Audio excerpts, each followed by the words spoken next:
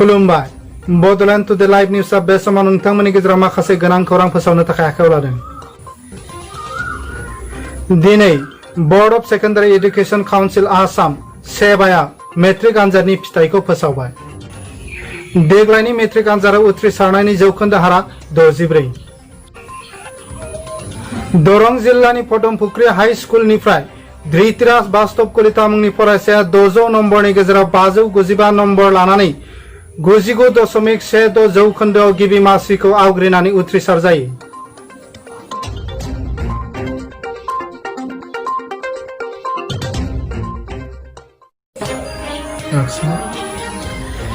बे समाव दुलाराय बर' फरायसा आफादनि आफादगिरि दिपेन बरुवा मेट्रिक आनजादाव उथ्रिसारनाय साफ्रोमबो फरायसाफोरनो गाहाम अनसायनाय जासिहरो। 2020 मायथाइनि मेट्रिक आनजादनि जि रिजाल्ट बे रिजाल्टआ दिनै ओंखारबाय आरो आसाम नाङै बे रिजाल्टनि जि पास पार्सेन्टेज बे 64% दिनै मोननो हादों आरो थांनाय बोसोरनि रुजुनायाव देग्लायनि जि पास पार्सेन्टेज बे माने जथेस्थ' मोजां होननानै बुंनांगोन।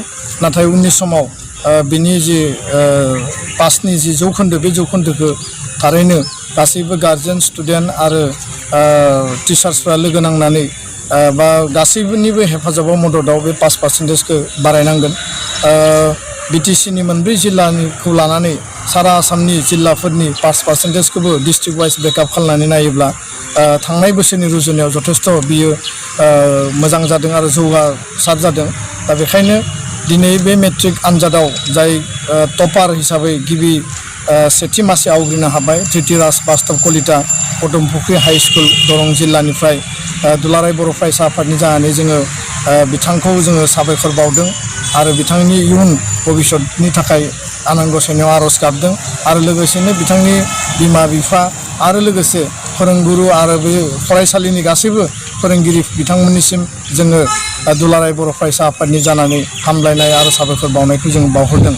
दा दुलाराय बर' फरायसा आफादा मिशन क्वालिटी इडुकेशन गुन गोनां सोलोंथाइनि मावथांखिखौ लानानै जों जिहेतु हाबाफारि लागासिनो आरो बे हाबाफारि लानायनि गेजेरजों बर' फरायसा फरायसुलिनि मेट्रिकनि रिजाल्ट बा जोंनि स्कुलाव एमइ स्कुल एलपि स्कुल बा हाई स्कुल फरायबाय थानाय बर' बिजोंनि फरायसाफोरखौ जोङो जथेस्थ' जोथोन लानानै गार्जेनजों टिचारजों बा नोङो स्टुडेन्टजों जोङो सावरायगासिनो दङ आरो बे हाबाफारिया जोंहा कन्टिनिउ सोलिगासिनो दङ।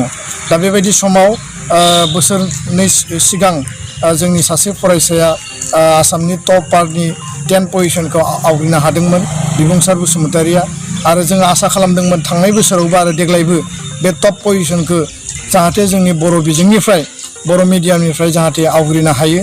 नाथाय देग्लायनि जि टप 10नि माने 10 पजिशन बेनि जि पार्सेन्टेज बेखौ नायोब्ला बा टटेल मार्क्सखौ जों जुदि नायोब्ला 584आनो लयेस्ट माने टपार टप 10 पजिशनाव आरो जोंनि सानै फरायसुलि जि स्टुडेन्ट बिसोरनि जि टटेल मार्क्स जोङो दासिम जोंनियाव फैनाय जि रिपर्ट बायदिब्ला 581 जोंनि बिदिसा खाख्लारिनाय बरमानि सासे स्टुडेन्टआ मोननो हादों। दा बेखौ नायोब्ला 3 मार्क्सनि थाखाय बर' बिजोंनि स्टुडेन्टआ टपारनि लिस्टआव जायगा मोननो हायाखै बा एसे बबेबा नङा बबेबा साबजेक्टआव थारैनो बियो जेरैबायदि मार्क्स मोननांगौमोन बेखौ मोननो हायाखै।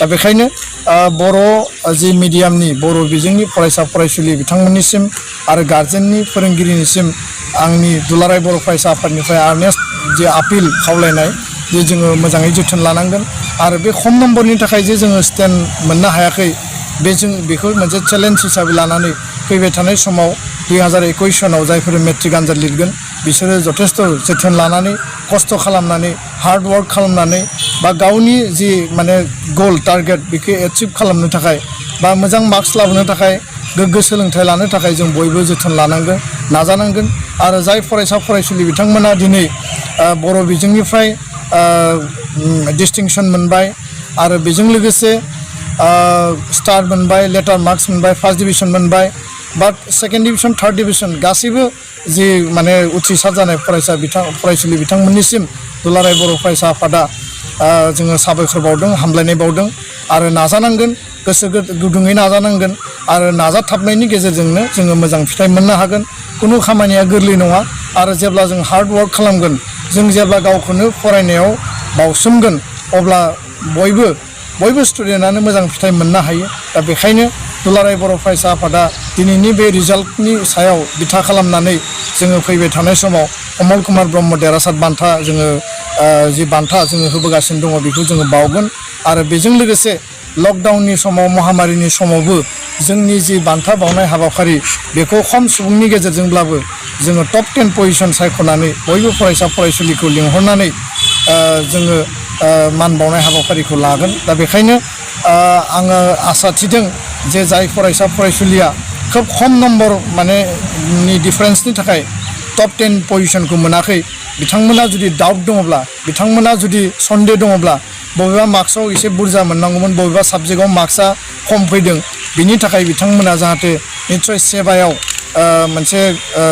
जि नायफिननाय बे एन्सार शीटखौ नायफिननाय बा बेखौ मार्क्सखौ नायफिननाय बिनि थाखाय आपिल खालामनो हागोन आं बेखौ दुलाराय बर' फरायसा आफादनिफ्राय खावलायदों आरो साफ्रोमबो फरायसा फरायसुलि गार्जेन टिचार्सनिसिम साबायखर बावनानै दिनैनि रिजाल्टआ आसाम नाङैनो मोजां होननानै जोङो बिसासि आरो बे रिजाल्टखौ लानानै जोङो उननि समाव खामानि मावनो थाखाय थुलुंगा मोनगोन गोजोन्थों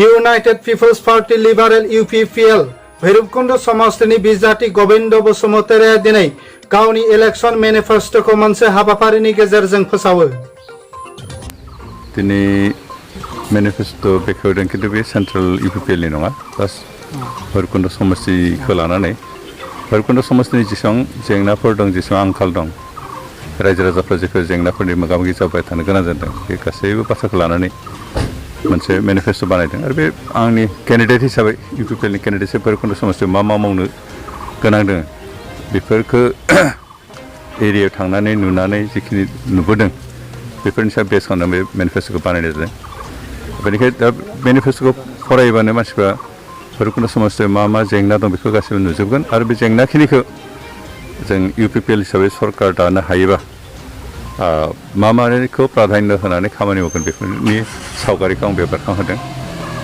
बेनिखायनो दिनै बे माबाखौ मेनिफेस्टोखौ आं दिहुनबाय रायजोनो राननो हागोन आरो जों UPPL आ थारैनो देरहायोबा बे मेनिफेस्टोआव जिखिनि बाथ्रा लिरखांबाय जिखिनि आंखालनि बाथ्रा जिफोर जेंनानि बाथ्रा जाय जेंनाफोरखौ रायजोफ्रा थांनाय बोसोरफ्रावनो समाधान खालामजानो लुगैदों खिन्थु सिगांनि सरकारा बेफोरखौ मावफुङासै दिनै जों बेफोरखौ मावफुंगोन होननानै रायजोनो खोथा होदों आरो खोथा होनायल' नङा रायजोफ्रा UPPL खौ भट होनानै देरहाहोनो सरकार दायोब्ला बे गासैबो खामानिफोरखौ फारि फारियै जों बोस्रांनानै भैरबकुंड समष्टिनि जेसेबां जेंना दं बेखौ फोजोबस्रांनो खामानि मावगोन मानोना जों राजनितिखौ जास्ट राजनिति हिसाबै पावार मोननो हिसाबै गेलेयाखै खिन्थु राजनितिनि जि थांखि बे थांखिखौ मावफुंनोसो जों राजनिति खालामदों बेहाय राजनिति थांखियानो जाबाय रायजो राजाफोरनि जेंनाखौ बोस्रांनानै रायजो राजाफोरखौ जौगाखांहोनो थाखाय खामानि मावनाय थार ओंथिया बेसो राजनितिया पलिटिक्सनि ओंथियानो बेसो दिनै पलिटिक्सनि जि ओंथि जेंनाफोरखौ बोस्रांनाय रायजो राजाफोरखौ राजखान्थि रांखान्थि गासै बिथिङावनो जौगाखांहोनाय बे खामानिया मावनायानो राजनिति आरो बेखौनो जों दिनै मावफुंनो ओंखारदों आरो बेखायनो दिनै मेनिफेस्टो बेखेवनायजों लोगोसे मेनिफेस्टोनि गासै बाथ्राफोरखौ आंखालफोरनि सोमोन्दै लिरनायफोरखौ मावफुंनायनि खोथा होनानै लोगोसे गासै जाति जनगोष्ठीखौ लानानै खामानि मावनो जिहेतु जों ओंखारदों आरो बेनिखायनो दिनै बे नोंथांनि मिडियानि गेजेरजों बेखौनो रायजोफोरखौ आं खावलायनो ओंखारदों जे जों जि खोथा होदों बेखौ जों मावफुंगोन बेनिखायनो जोंनि सायाव जाहाथे फोथायनानै जाहाथे रायजो राजाफ्रा UPPL नो ट्रेक्टरनि सावगारि जाहाथे भट होयो आं बेखौनो खावलायबाय आरो मेनिफेस्टोआव जिखिनि लिरदों बे थारैनो मावनो गोनां खामानि आरो बे खामानिफोरनि गेजेराव मावनो हाथावै बायदि खामानि गैया मात्र जोंनि थान्दै दैदेनगिरिफोरनि रायजो राजानि सायख'जानाय दैदेनगिरिफोरनि गोसो गुदुंनिल'सो प्रयजन गोसो जायोबानो मावफुंनो हायो सिगांनि जोंनि दैदेनगिरिफोर जोंनि थान्दैफ्रा मावनो गोसो गैयामोन बेनिखायनो बेखिनिखौ समयसाखौ बिथांमोना गारसोनानै दोनबाय आरो जेसेबांनो गारसोना दोनगोन बेसेबांनो रायजो राजाया खुनु दिन जौगानायनि खाबुखौ मोननाय नङा जों रायजो राजाफोरखौ जौगाजानायखौ लुगैयो गासै ओनसोलखौ जों जौगाजानायखौ लुगैयो गासै जेंनाखौ बोस्रांजानायखौ लुगैयो आरो दिनै बेनि थाखायनो जों खामानि मावगोन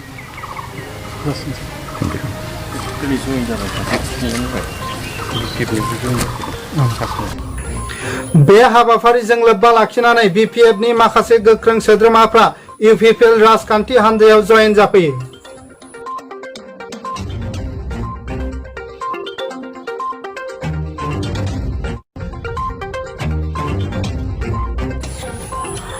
बे समाव बिथांमोननि खुगानिफ्राय माखासे बाथ्रा मिथिनानै लानि। এইটো সময়ত আপোনালোকে UPPL জয়েন কৰে BPF এৰি পেলাই? হয়, BPF আমি আগত 10 বছৰ কৰিছিলোঁ, এতিয়া দলৰ প্ৰতি ইমান ইচ্ছা নাই, ভাল লগা নাই আমাৰ নীতি নিয়মবিলাক। ইয়াৰ কাৰণে আমি বাদ দি কিনে ঘৰত বহি আছিলোঁ 5 বছৰ। এতিয়া আমাৰ BPFৰ যিটো আগত কৰ্মকৰ্তা আমাৰ স্বপ্না বাইদেউ আছিল, তেখেতে আহি এতিয়া আমাক ক'লে নতুন পৰিৱৰ্তন লাগে, গতিকে UPP দলত আমি যোগদান কৰিছোঁ, জইন কৰিছোঁ। কেইজন যোগদান কৰিছে আপোনালোকে? আমি 5 জন। হয়, 5 জন আমি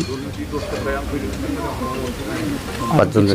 ঘটনা হ'ল মই BPFৰ ব্লক ছেক্ৰেটাৰী আছিলোঁ। এইটো 10 বছৰ আগৰ কথা, 10 বছৰে থাকিছোঁ। তেখেতে আমি একেলগে কলিগ, আমি একেলগে মানে কাম কৰিছিলোঁ। আৰু আমি 10 বছৰত যিটো BPFৰ দুৰ্নীতি দেখা পাইছোঁ, আমাৰ মাইনৰিটি এৰিয়াক যেনেকৈ ডিপ্ৰাইভ কৰি ৰাখিছে গোটেই BTD অঞ্চলত, ক'ব গ'লে মাইনৰিটি বুলিলে অন্যান্য যিবিলাক জাতি আছে আউট অফ বড়ো, ইভেন কি বড়োৰ মাজতো এপছো হওক বা NDFB লাইনৰ মানুহখিনিক মানে ডিপ্ৰাইভ কৰাটো আমি গম পাওঁ আগৰ পৰা। মই দলৰ ভিতৰ চৰত আছিলোঁ, গতিকে সিহঁতৰ যিটো প্লেনিং, অন্তৰ্নিহিত যিটো প্লেনিং, সেইবিলাক আমি একেলগে কৰিছিলোঁ।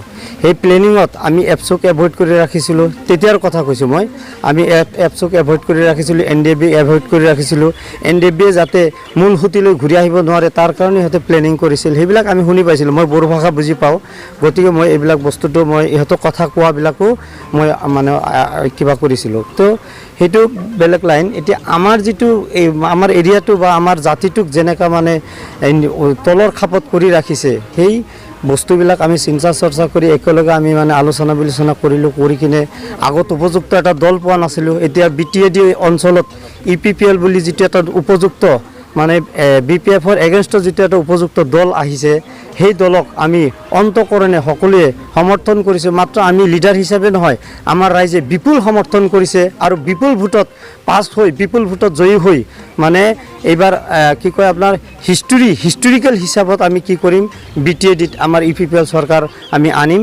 আৰু নহ'লেও অতি কমেও 30-32টা সিট আনি কিনে আমি UPPL জিকিম বুলি আমাৰ মুছলিম যিটো মানে কমিউনিটি আছে, আদাৰ্ছ কমিউনিটিৰ লগত আমি যোগাযোগ কৰি আছোঁ। এইবিলাকে আমি মানে যিবিলাক আমাৰ সচেতন মহল আছে, সচেতন মহল আলোচনাৰ মাজত আমি এটা সিদ্ধান্ত লৈছোঁ।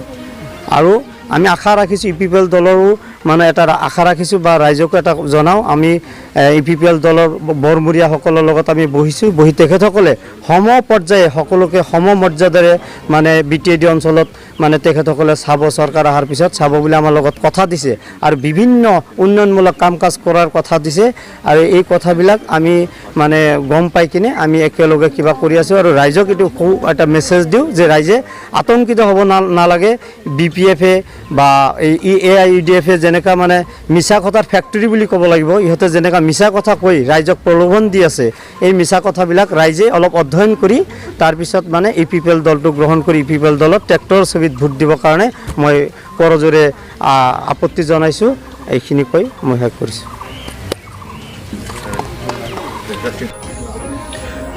दिनैनि रादाबा एसेनोसै। गोजोन्थों।